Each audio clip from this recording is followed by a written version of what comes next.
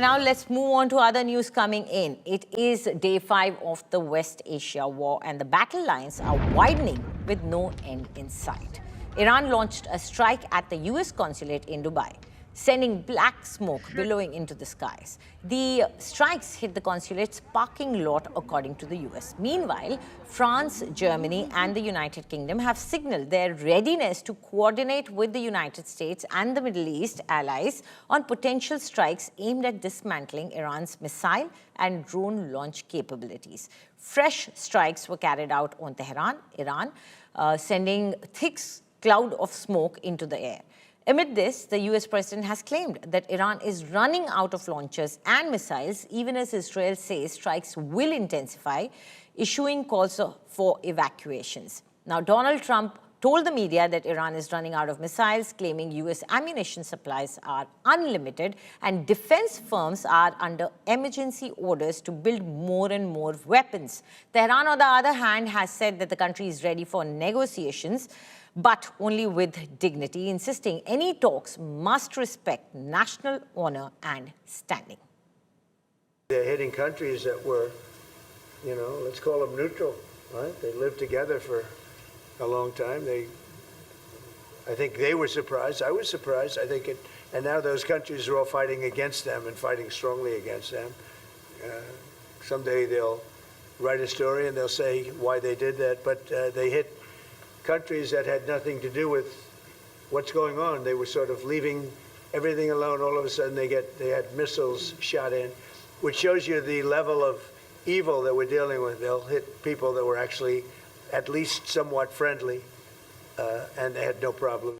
We were having negotiations with these lunatics, and it was my opinion that they were going to attack first. They were going to attack. If we didn't do it, they were going to attack first. I felt strongly about that. And we have great negotiators, great people that do this very successfully and have done it all their lives very successful. And based on the way the negotiation was going, I think they were going to attack first. And I didn't want that to happen. So if anything, I might have forced Israel's hand. But Israel was ready and we were ready, and we've had a very, very powerful impact because virtually everything they have has been knocked out now. Their missile count is going way down. They have no Navy, it's been knocked out. They have no Air Force, it's been knocked out. They have no air detection, that's been knocked out. Their radar has been knocked out. And just about everything's been knocked out. So we'll see how we do, but we're doing very well. We have a great military. So hitting only civilian places, hotels and apartment buildings, and we're hitting them where it is much more appropriate. We're hitting them very hard. And the big scale hitting goes now. They no longer have air protection. They no longer have any detection facilities at all left. And so they're gonna be in for a lot of hurt. These are bad people. These are people that killed. I guess it's 35,000. It's coming out 35,000 over the last 3 weeks. Protesters, 35,000 violently killed. So these are bad people. The leader of the pack is gone.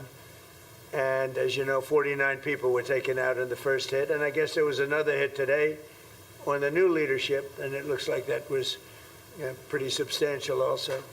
So they're getting hit very hard, and we'll see what happens. A lot of people are coming forward. A lot of the people you would least suspect want to quit. They want to have immunity. They're asking for immunity, and probably at some point they'll be dropping, as you would say, laying down their guns. We'll see what happens. In the meantime, we're just continuing to go forward. Our military is the #1 in the world by far, and we are.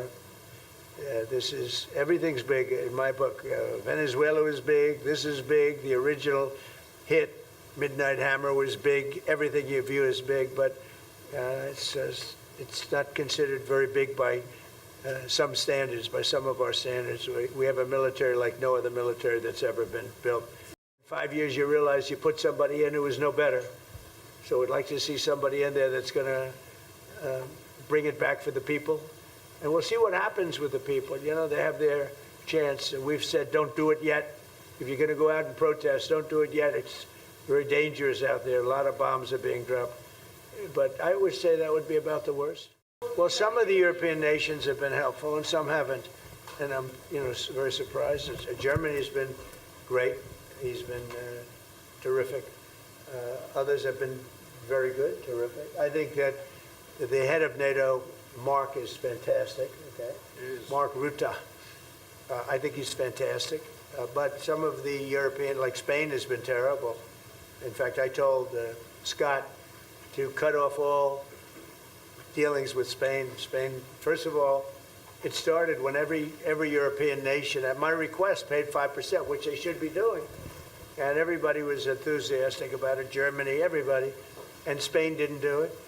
And now Spain actually said that we can't use their bases, and that's all right. We could use their base if we want. We could just fly in and use it. Nobody's going to tell us not to use it, but we don't have to. But they were unfriendly, and so I told him we don't want to. Spain has absolutely nothing that we need other than great people. They have great people, but they don't have great leadership. And as you know, they were the only country that in NATO would not agree to go up to 5%. I don't think they would have agreed to go up to anything. They wanted to keep it at 2%, and they don't pay the 2%. So we're going to cut off all trade with Spain. We don't want anything to do with Spain. We are ready, we are ready to stop the war. We are ready for negotiating, but the negotiating should be with the dignity, not dictating something against Iran. We are defending ourselves. We are looking for our right and nothing else. And they have to give us the guarantee they are not going to attack us again, and also to remove the sanction against Iran. Why we are not ready for negotiation? We are looking for the peace.